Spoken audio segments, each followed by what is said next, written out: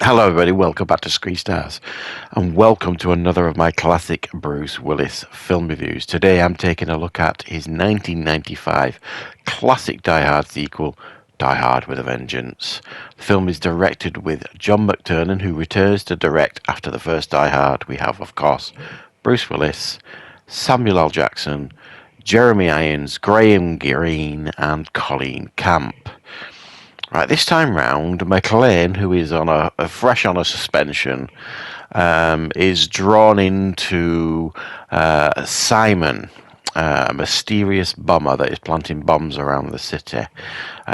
He instructs the police department to bring McLean back on board, and he basically starts making him jump through hoops and solve puzzles all over the city, or he's going to set more bombs off. In actual fact, this is a cover because he is planning on robbing the gold from the city, all in the while keeping McLean busy, because McLean is in actual fact the person that killed his brother Hans Gruber from the first film. Samuel L. Jackson plays Zeus, who joins McLean on these puzzle-solving missions because he stepped in and saved his life at the beginning of the film. Right. What are my thoughts on Die Hard with a Vengeance? Well, I think it's safe to say that this is regarded by many as the strongest Die Hard sequel. It's actually regarded by many as the best Die Hard film.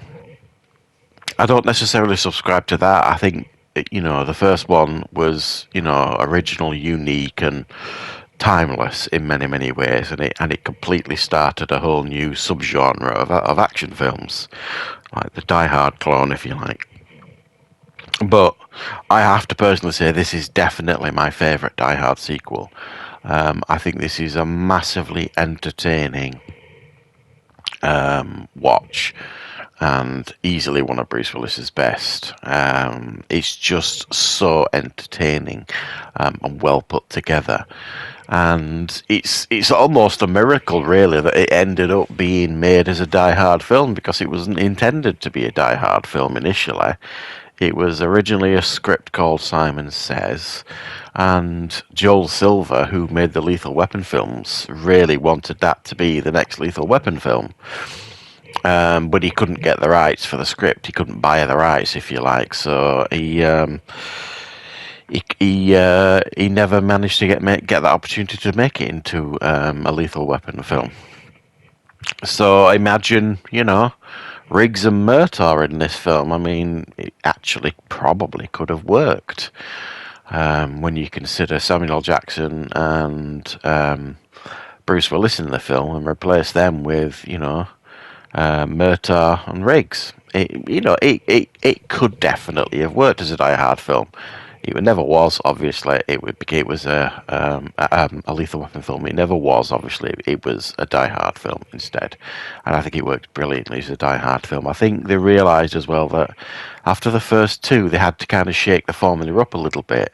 In the first two, it'd kind of been in fairly confined spaces, one area. This time, it's got a whole city to play with, a whole city to kind of run around, but still keep that very strong Die Hard DNA, and that comes really from Bruce Willis, who embodies this character of John McClane.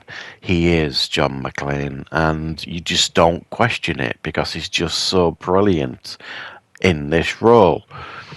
And it was a smart idea to give him somebody to bounce off in this film, because it might not have worked just as well. So Samuel L. Jackson teaming up with Bruce Willis was a stroke of genius. I think initially Lawrence Fishburne was going to be cast, or he turned down the role, something like that. So they went to Samuel L. Jackson, who was delighted because he was a massive fan of the first film. They've got great chemistry, Bruce Willis and Samuel L. Jackson.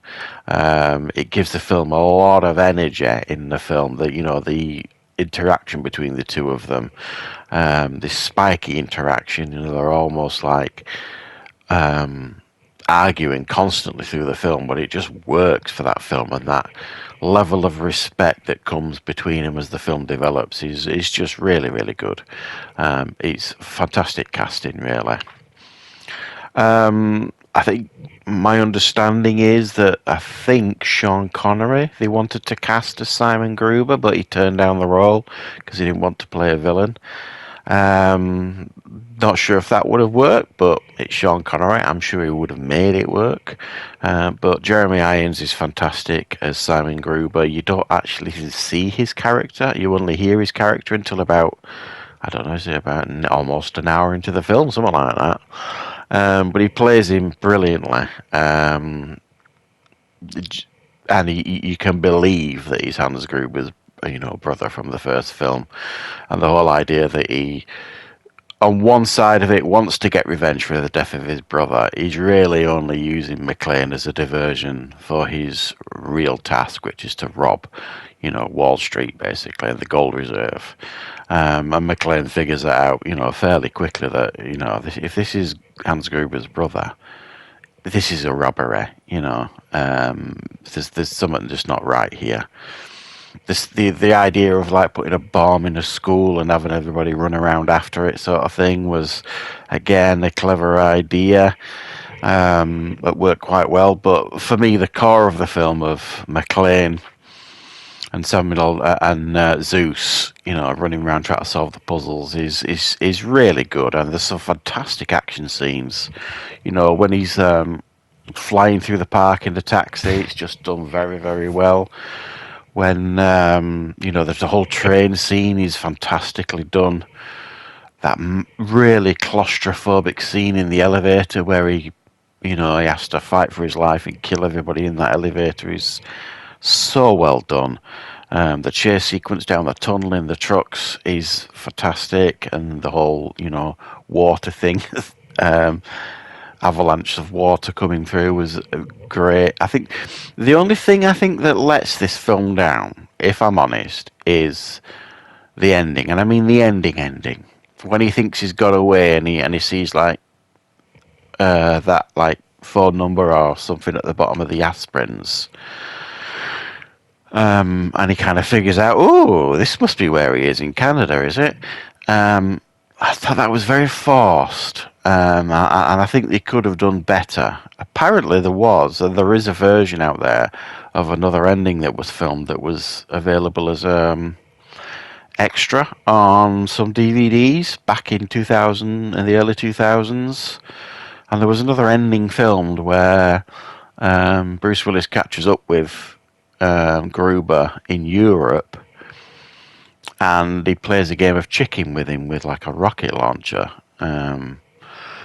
That now I think that was scrapped, that ending, because they thought it was too mean-spirited from McClane. I think they could have done a version of that ending that would have worked a bit better. The ending we actually got, like I say, it feels a bit forced. It feels a bit, I don't know, if solving it by looking at a number at the bottom of an aspirin tub. For me, that's the only part of the film that I've just like, I don't think that really works. But I think it's a wonderful Die Hard sequel overall. It's got fantastic action sequences, brilliant dialogue. It's funny, it's action packed. It's got moments of real thrills in it. And it's generally a joy to watch throughout, and hugely entertaining. So, yeah, let me know your thoughts, guys, on Die Hard with a Vengeance. Is this one of your favourite Die Hard sequels? For me, it is absolutely the best Die Hard sequel. It just works so brilliantly as a Die Hard film. You do struggle to find what you would describe as real fault with this one. It's made very, very well by people that understand the franchise well. Bruce Willis completely, as I said, is John McClane. You just completely accept it. He's constantly down on his luck. He never seems to have any luck. But you just can't help but love his character. He just put so much effort into making the character relatable and lovable, really. And I think that is one of Bruce Willis's real gifts. So yeah, thanks for watching, guys. I hope you enjoyed checking out this review for Die Hard with a Vengeance. I will, of course, be back with plenty more reviews and content on the channel very soon.